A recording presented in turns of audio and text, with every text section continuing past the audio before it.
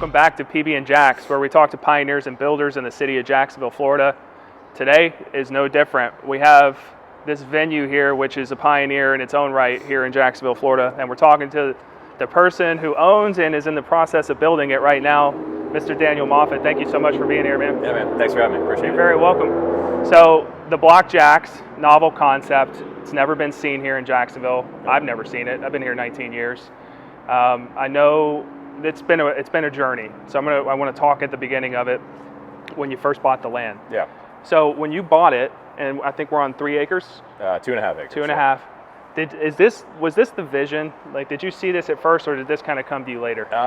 We had the vision kind of sketched out. I didn't know exactly what it would look like, and then we had 2 sets of architects put together renderings for it. So we had some architects that have done a similar concept up in Greenville, South Carolina, that we brought in.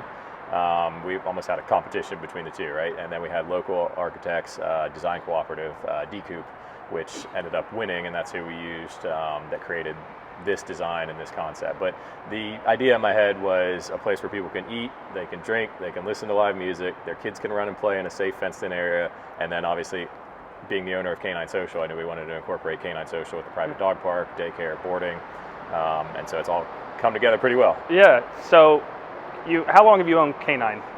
8 years. 8 years, and the concept there was it was also a place where you could go, bring your dogs, have some fun, drink some beers. So Canine Social, as the name implies, is a place to go and hang out with your dogs and have a good time. So I started that.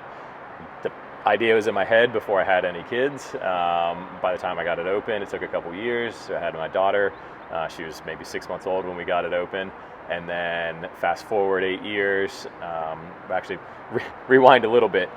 It's one of those places where there's a very niche demographic, right? It's people with dogs, and they come to have a beer, or they drop their dogs off for daycare or boarding, and then they hang out. And what we found was we started to lose people over time. 3 or 4 years in, we're like, where did they go? And like, oh, they had a baby. Now they can't come to Canine Social. We can't have toddlers running around in a dog park, right? So fast forward a little bit, now 8 years later, I have 4 kids, and we're always looking for places to go, eat, drink, hang out, somewhere where the kids can be kids, right? Not staring at their iPad or getting yelled at every 10 seconds because they're running around or under the table or just doing what kids do, which is destroy things.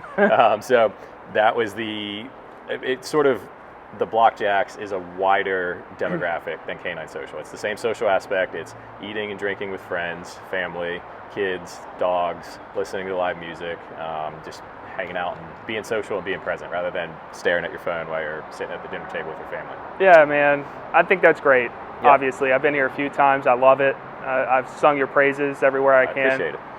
So when I've come in, and we'll infuse some B-roll to showcase it a little bit, but when you come in here, there's all these different shipping containers because there's, it is a place for the family, but it's also places for people who are local restaurateurs that can come in and have a shipping container to themselves and serve their food to your customers. So talk about the shipping container. Was that part of when you did the plans for this, whenever you were doing the architectural design, were the shipping containers part of that, or was that a later thing? So everything here, there's some shipping containers here, and then some that are just made to look like shipping containers.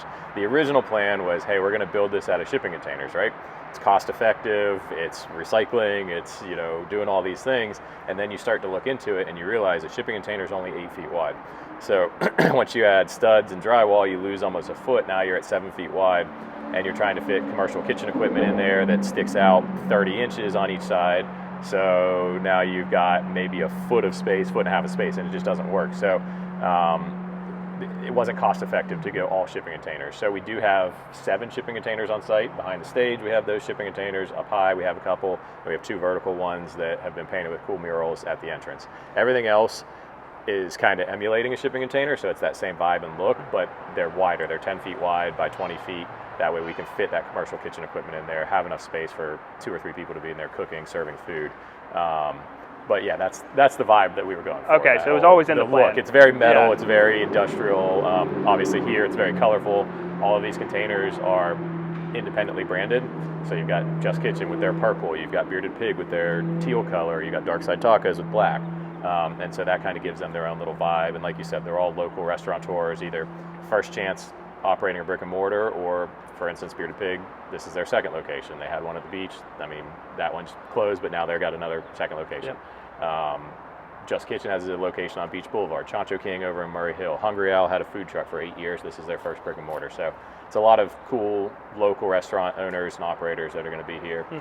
Different types of cuisine. So you can bring a group of 20 people out here, and everybody should find something that they want to eat. Yeah, you touched on almost every single one of them, Yep. except we have like an ice cream one coming. Ice cream called Dairy Joy. They're out of Tampa. They do have ties to Jacksonville. The owners, the wife actually grew up in Jacksonville, still has family in Deerwood, so they're excited to kind of bring what they have in South Tampa up to here. It's very similar to like a Dreamette. It's a staple of South Tampa for like 50 or 60 years. They've owned it for the last 5 or 10 years, and now they're trying to expand it up into here. We have a couple other concepts. Slingin Wieners, which is a hot dog concept that we are running. I've got a chef that we've hired to be our culinary director, and she's also going to help with that. So it's an elevated hot dog concept. We have Darkside Tacos, I mentioned, Bearded Pig, Hungry Owl, Chancho King, Just Kitchen, and then Justin, the chef at Just Kitchen, is also doing a concept called Stacked, which is a smash burger concept. Okay. So is there one of these that's revolving? We were going to do Let 'em Cook, the revolving option. And we've kind of put that on pause right now, just logistics, operationally, having new people in there every 3 months, trying to figure out a new menu, trying to make sure the equipment was going to be something that could be used and reused and not changed out all the time. So that might be something that we look into again in the future. It was a lot of extra work, and there's obviously a lot of work going on. Yeah, of course. I've got to focus on. Yeah, so I'm just trying to think as I walk in, if I'm a family man, so if I'm a husband and father of 2 and I have a dog, obviously we know that this is a great place for them, mainly because you're going to have your pick of the litter of places to eat. You have a turfed out concept right here that we're sitting on with a huge screen back here, which would be great for live music. If you want to put the Jags game on, right now we're in the throes of the Olympics, so you can put that on. So you have an opportunity to come bring your family here and watch things and eat food, but over here there's so much more for the family. So behind us, walk through the kids park concept over here. Yeah, so we've got a 4,000 square foot fully fenced in kids park called Kids on the Block, and that is a place where it's access controlled. You have to come in, you get a wristband to let your kids in. That way it's, we know who's in and out of there, right? There's not just random people hanging out there in a kids park. Doesn't happen very often, but public parks, never know. People do weird stuff. So that allows us some control over that.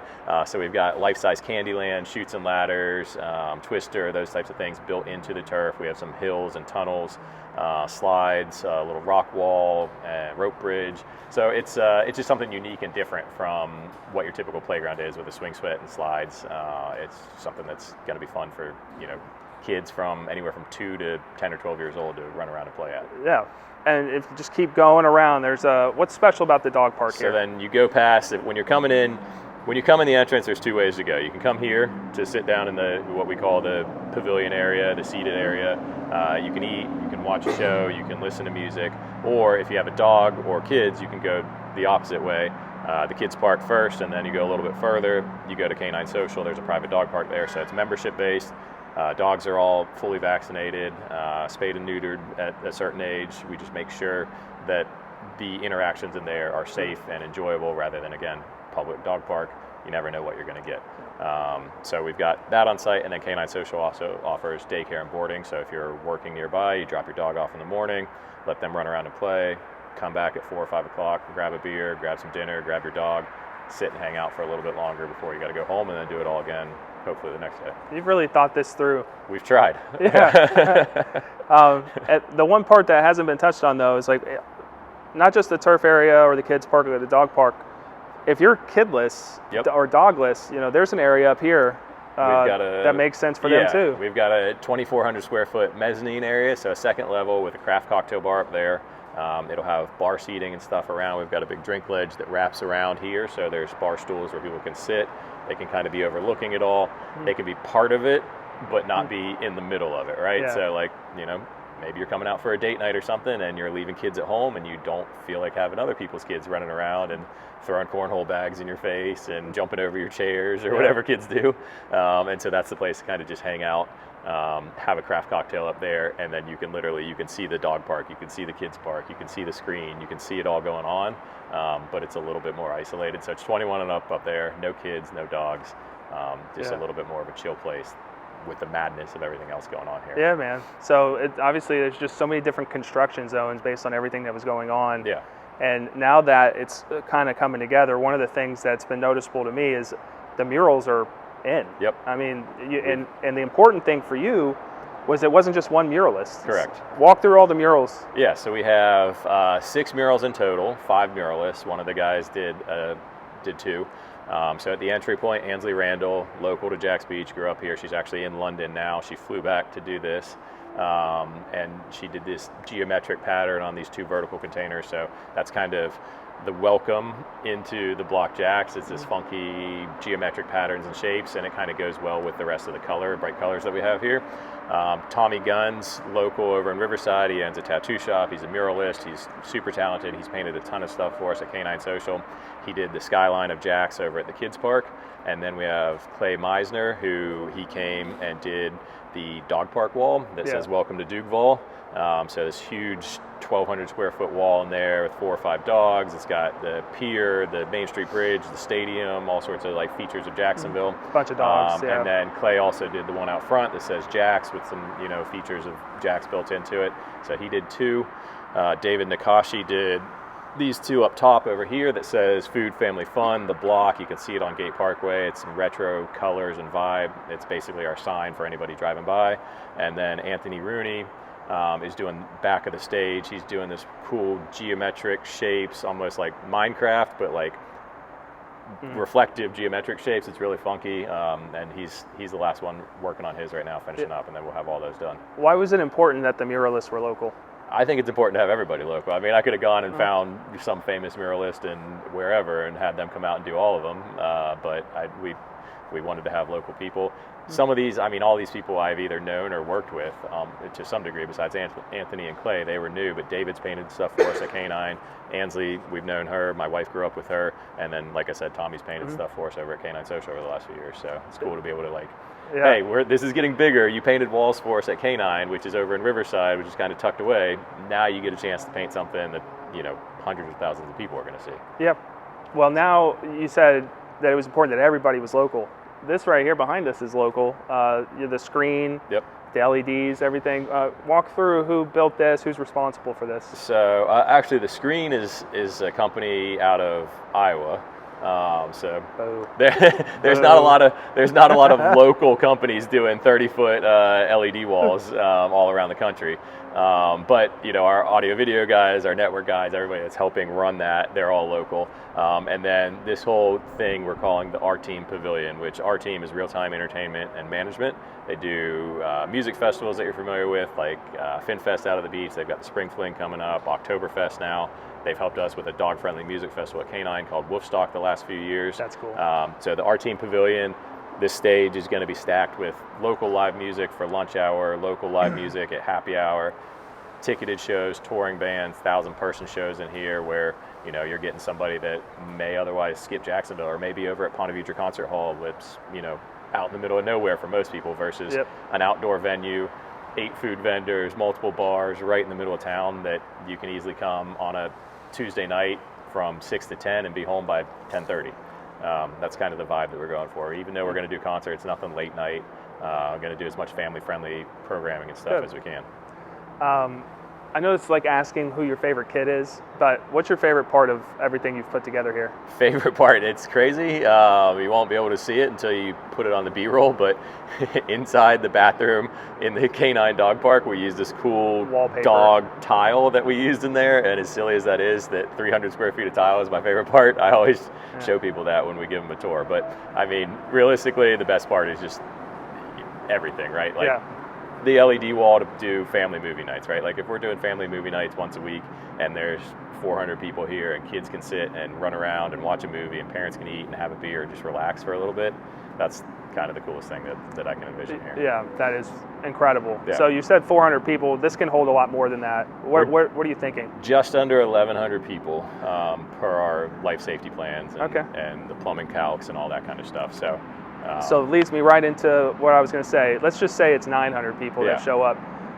To get them in here, parking has got to be an incredibly important part of this. Correct. So how much did you put into the thought design on what the parking situation was going to look like? I have 1.5 acres of parking, which turns into 125 parking spots, which is wild to think about for the amount of money to spend on that land and then asphalt and striping and all the site work that goes into it. So my hope is 125 parking spots on a normal day is perfect.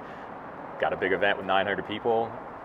We have overflow parking. Our neighboring businesses, they've got a medical office, so typically dark after 5, dark on the weekends. Community First, who did our financing, is literally right next door. Overflow park over there, same thing, dark on the evenings and the weekends. So if we have a special event, it's just like any special event. You know, you do a 900-person concert in, Riverside, people are parking and walking. You go to St. Augustine Amphitheater, people park and walk a mile. So I think we'll figure it out. But at the same time, too, when you do a special event like that, especially a concert or something where people want to have a couple beers, a lot of people are Ubering now. So you might park 200 cars for 800 people to be here. So it might not be too crazy. I got to ask, man, when did you purchase the land? We went under contract it was October 31st, 2022 that we went under contract. It took about 11 months to close on the land. We closed a couple days before Thanksgiving in 2023. And when did you break ground? Broke ground April of 2024, and here we are. It's been almost 2 years to get this thing ready to open. I brought that up for context. Yeah. I used to live right here on Gate Parkway. Yep. All of this was trees. Yep. There was a 1.5 mile walk I would do every day. It was just trees, and then there was a pond over there. Yep. And whenever I was first told about this concept by the Business Journal, I was thinking that's strictly a destination spot. Like that's one place where you park your car and go, but it's not like a place where you can park and walk and there's other things to do. My foot is in my mouth. I was totally wrong. We've built all kinds of stuff here. As you envision people coming here, like as this is expanding, do you think that this is the marquee and people will start to fill in around, or do you think that people are just going to set up shop here and just hang out for the day? I think people will go kind of all around here. I mean, you've got across the street, there's multiple restaurants, there's a couple bars, there's Fourscore, which has the golf simulators and everything. So there's other things for people to do. They want to spend a day, they can hang out over there, they can come over here. I don't expect people to be here all day or I do want people here all day, but I want them to support the other local businesses. But you've got a hotel being built, a Hyatt Studios. So if there are concerts and stuff that we do, maybe we're getting people driving from Gainesville for the night, or Tallahassee, or Savannah, or Daytona, places that otherwise might not come up here because it's just, hey, it's too late of a night, it's too far to drive. Like, all right, we'll come up, we'll do a concert till 10, we'll hang out, we'll go to sleep, we'll get up and we'll head home in the morning. But yeah, you're right. It's turning into like a little mini entertainment hub over district, here. Yeah, and there's so many apartments around. I think within 1 mile you've got like 2,000 apartment units. You've got townhomes that are here, more townhomes being built.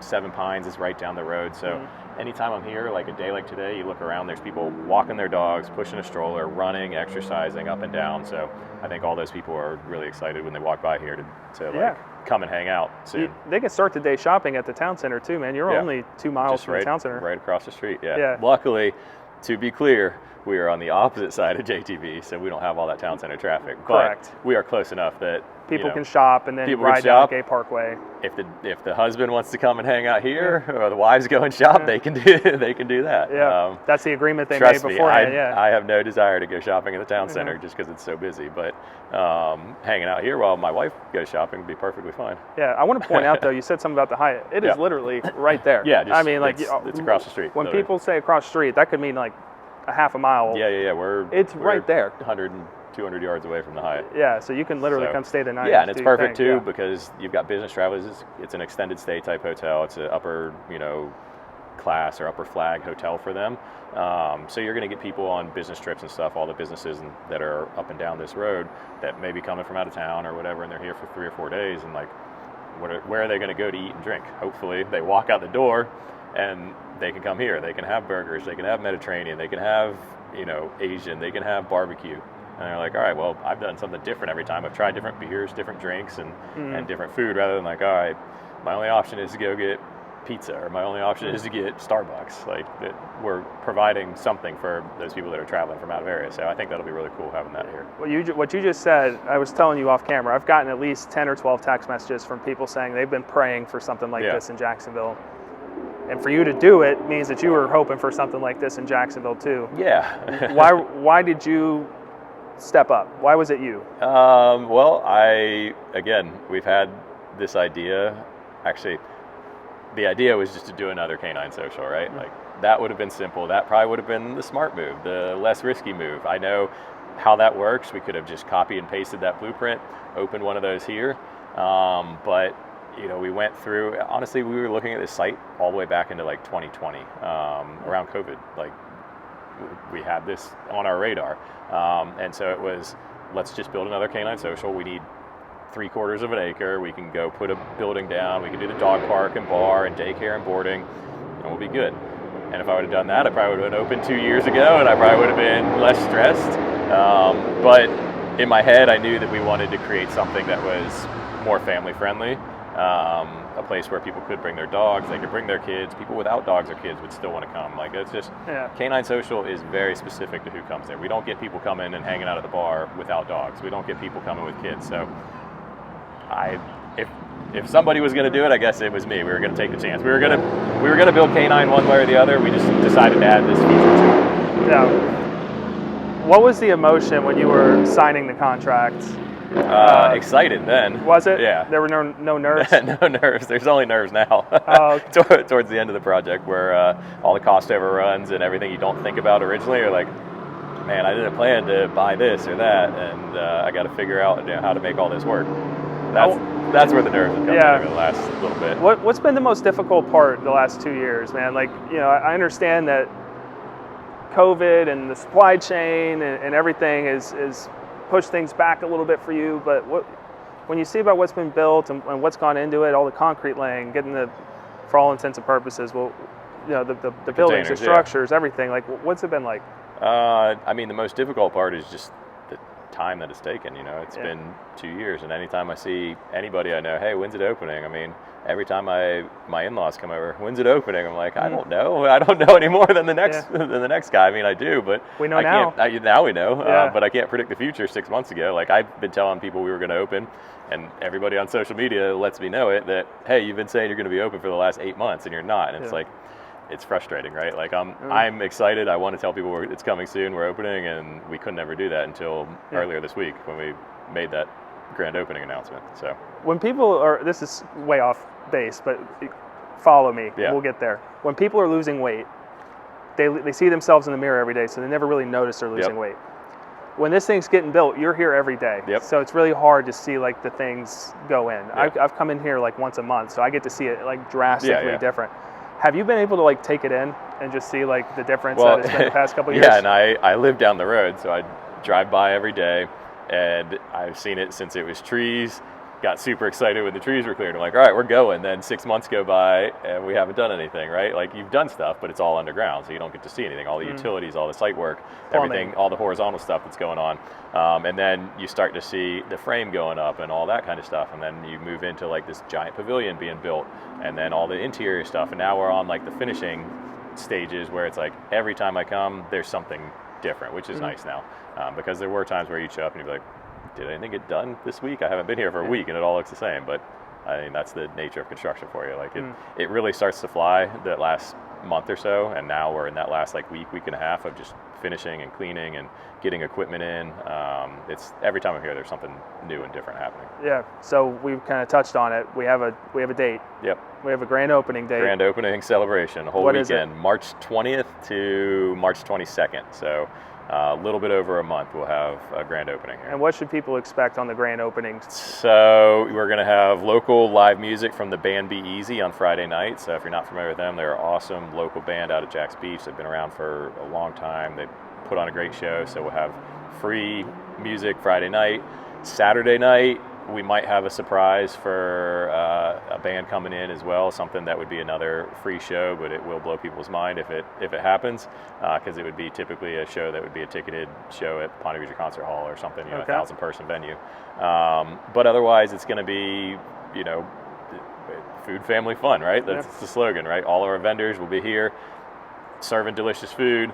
Family will be here. You'll be having fun with your kids or with your dogs or watching whatever we have on the screen or listening to whatever local live music we have. The expectation should be a place where you can just come and get away. And again, my whole thing now is just being present, right? Be present while you're here, put your phone away, put the technology away, and just have fun and enjoy with people that you're with. If you and I have this conversation again a year from now, and you've been open for 11 months, when you reflect on it, how will you know you had been successful? What are the things that you're looking for?